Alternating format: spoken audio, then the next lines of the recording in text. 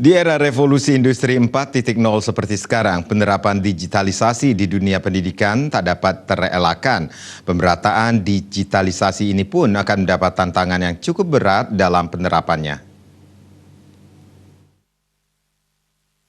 Dewasa ini penggunaan gadget di kalangan pelajar semakin tak terbendung. Terlebih dengan revolusi industri 4.0 yang mengharuskan di dunia pendidikan untuk menerapkan sistem digitalisasi dalam menunjang pembelajaran.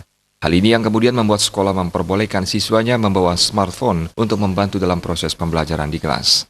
Seperti halnya di SMP Negeri 2 Denpasar yang sudah menerapkan sistem pembelajaran digitalisasi.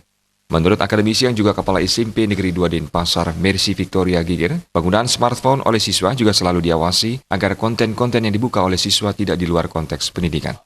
Tetapi tentu di dalam penggunaan HP bagi siswa memang selalu diawasi, tetapi tentu kita memang masih perlu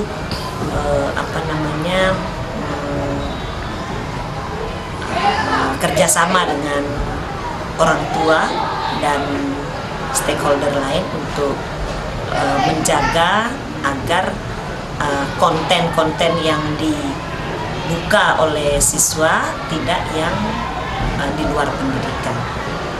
Semoga itu tidak terjadi.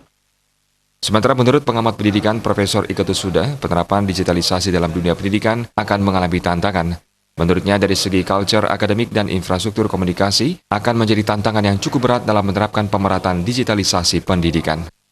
Kultur akademik, misalnya bagaimana kemudian kita bisa merubah kultur akademik yang menyangkut pola pembelajaran yang semula dilakukan secara manual lalu kemudian diubah ke dalam bentuk digitalisasi. Ini kan tantangan yang cukup berat juga yang dihadapi oleh pemerintah.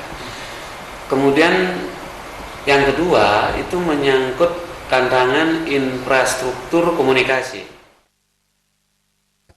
Andika, Bali TV.